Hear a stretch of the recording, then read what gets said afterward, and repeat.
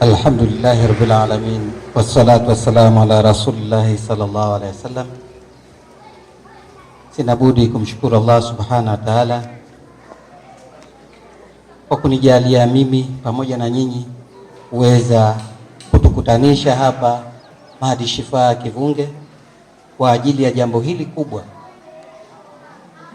la mahfal kwa walimu ambao wanatakikana wapate mafunzo ethics za ualimu, ambapo zilikosekana katika taaluma hii ya dini katika mfumo huu kwa miaka mingi. Nashukuru sana kuweza kuhudhuria hapa na kufanywa kuwa ni mgeni rasmi katika swala kama hili kubwa, ambapo kwa hadhi yangu kusema kweli najisi kama sikustahili hivi kwa watu wa kaskazini wa aina kama hii, kwa sababu huku ni sehemu ambako kuna chimbuko kubwa la elimu ya dini. Kwa hiyo nakushukuruni sana kwa kunipa heshima hii kuwa mgeni rasmi katika jambo kama hili kubwa. Alhamdulillah, tumesikia risala ya wanafunzi ambayo imesheheni mambo ambayo wanayataka yaboreshwe katika masuala yao ya taaluma.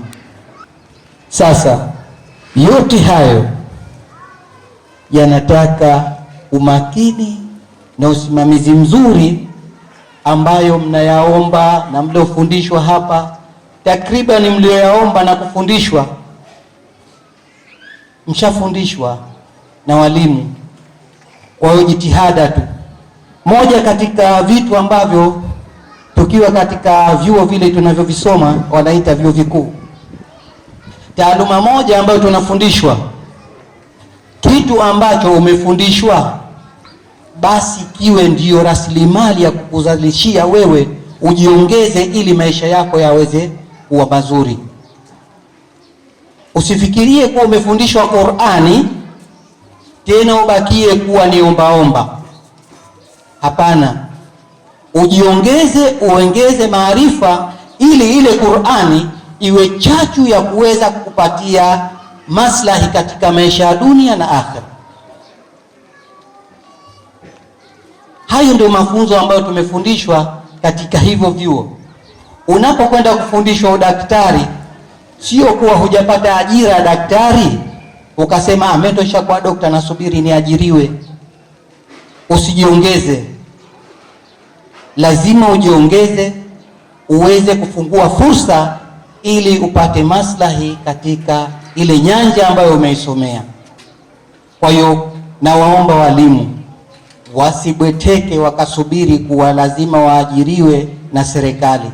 Serikali itawaajiri wangapi? Kwa hiyo fursa tunavyoipata, ujiongeze naye mwenyewe namna gani ya kuweza kujitatulia matatizo yako kupitia hicho ambacho umekisoma. Lakini tunashukuru sana ofisi ya Mufti kupitia Mufti mkuu wa Zanzibar Sheikh Saleh Kabi na katibu mtendaji, baada ya kukaa na kuwa na uthubutu. Maana yake nasema Sheikh Khalid Mfaume amekuwa na uthubutu.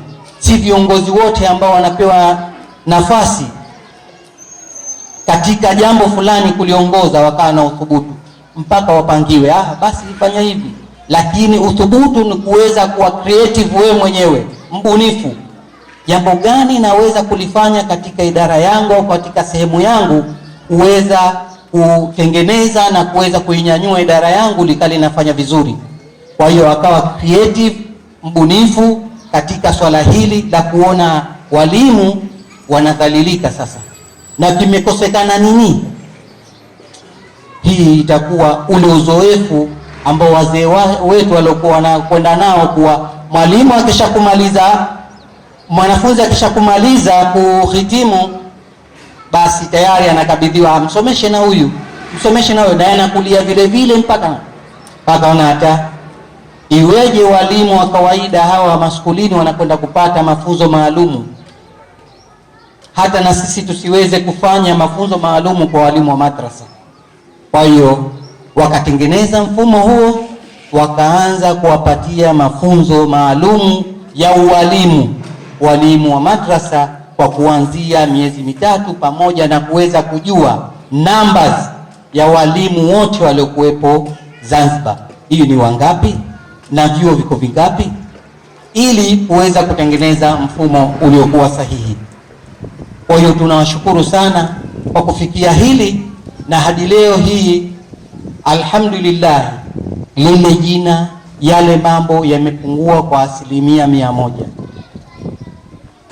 Yale yaliokuwa yanazungumzwa katika vyombo vya habari kitangi nani, alhamdulillah, baada ya kuwa na mfumo huu kuanzishwa ofisi ya Mufti, imekuwa na tija kubwa sana, na walimu wamefunguka na wamekuwa na mambo makubwa sasa hivi, na wameona umuhimu wake wa jambo hili. Sasa ulimwengu wa sasa, bila ya kuwa na gamba specific ambalo linatambulikana, huwezi kuajirika kwa hicho ambacho mnakitaka. Hizi ni njia za kuendea huko mnakodai. Leo ofisi ya Mufti Mkuu Zanzibar imeanza na utaratibu huu.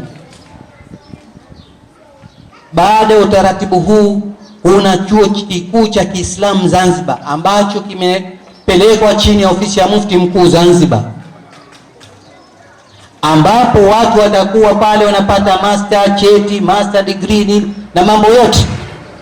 Sasa usipoanzia hapa angalau ukatambulikana una cheti hichi cha kwenye hizi mahadi hizi katika hivi vyuo vile utambulikana, pale kwenye chuo cha Kiislamu utafikaje? Eti Malimbanga huwezi kufika, hutambulikani, ushapewa leseni, lakini umekaa huko umegoma, hukutaka kuja hapa katika miezi mitatu. Kwa hiyo huo utaratibu tayari ushaanza ofisi ya Mufti Mkuu Zanzibar, ili kuweza kukipata kile ambacho kinaandaliwa kwa ajili ya walimu. Si hivyo ambavyo mnatarajia kuwa serikali itapita katika vyuo vyenu, kila chuo mwalimu atalipwa. Utaratibu utazingatiwa.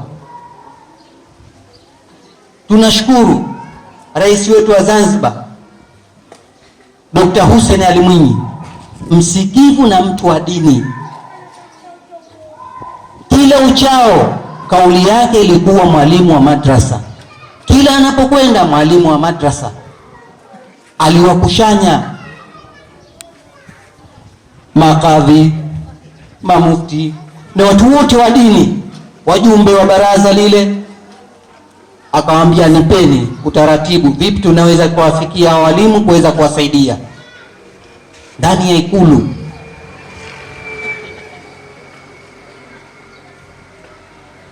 Wameyapanga, wametaratibu, wametusaidia sana viongozi wetu hawa. Kwa hiyo walimu, thamani yetu ni kubwa, na rais wetu baada ya kuyaona hayo anataka kutupeleka kule. Leo sasa mnaambiwa miezi mitatu tu mnakimbia, hamuji. Na bado katika hao wanaokuja yote katika miezi mitatu wanatia komba, nasema mimi najua yale. Wanakwenda pale wanatushughulisha Kiarabu gani kile, humalizi. Wewe soma tu, humalizi. Kwa hiyo ni jambo la msingi kwetu sisi, njia tunaoelekezwa tuifuate ili tufikie kule tunakotaka.